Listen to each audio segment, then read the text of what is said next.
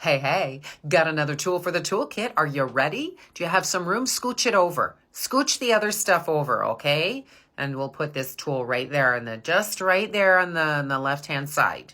So you can, I don't know where that accent came from. Thank you to all of you, not only for getting this far in this video, but also for sharing your own tools and for sharing that hashtag We Rise Together. I am so heartened and so excited by how many of you have stepped forward. And many of you are kind of shy and weren't even going to be posting anything and are now posting because you realize, oh, I have that skill. I have that technique. I have that tool. I use it in my work or I use it in my daily life. I'm going to share it, just like our trauma therapist the other day, and so many more. Thank you, thank you, thank you. Other people are hearing about us and they are bringing their own movements together with ours. This is going to flip it. This is going to bring us to critical mass so that we can get to that 5D faster, so that we can get straight into that age of Aquarius, okay? So that we can get to the place where our divine feminine has risen, because it is rising. Make no mistake. Now, today I want to share a tool that, you know what, if you are big into manifesting, you probably already have it in your toolkit. So I want you to cut and copy it to this toolkit if you have it. And if you don't, here it is. Okay.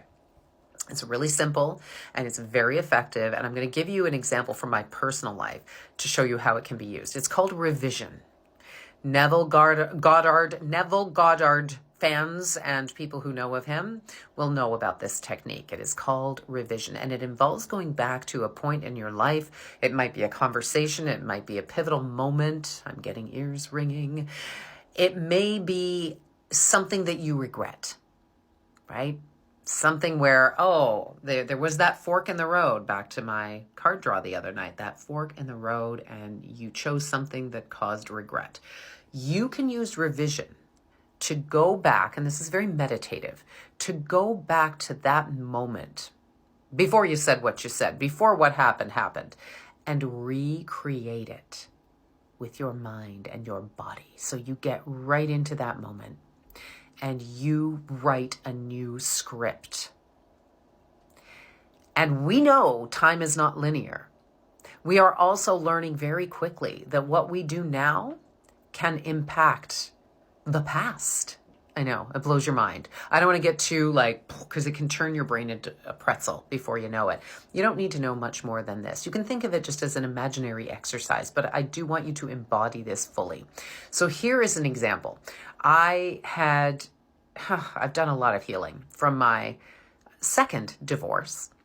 And while I realize everything has happened for me and it has forced me to heal, there was one moment very early on in that relationship where I remember thinking, even in the moment, thinking, this is a critical moment. If I stick to what my gut is saying right now, things could be different. If I give in, things are going to be not great. And I gave in. But what I did was I went back to this conversation where I gave in and I imagined a totally different dialogue. I imagined Alyssa 2.0, as I like to call her, and you can give your own name a 2.0 if you like. Alyssa 2.0 is like, oh, no, I appreciate what you're saying. No, thank you. I've made up my mind. And there was more to it, but, just to protect the guilty, I'll just say that. And I felt a lot different, and I wouldn't be surprised if he felt a lot different too without knowing it. So let's revise. Now, this comes with a caveat. I think a lot of us still feel like, oh, if our candidate had won, everything would be perfect right now. So I don't know how far back you want to go. Think of this as a Back to the Future, right? Back to the past. How far do you want to go? Do we want to leave a little room for people to faffo? And do we want that original thing that we wanted November 5th? Exactly the way we thought we wanted it.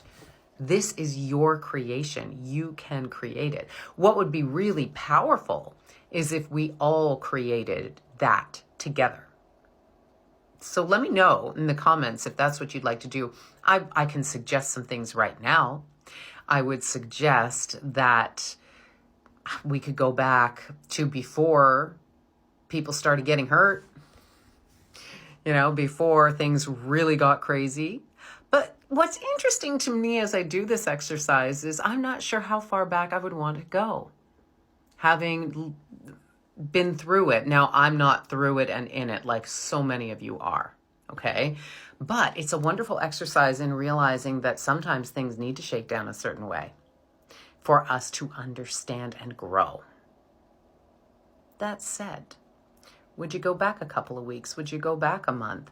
What would you do? And write the rest of the script yourself. It's very empowering.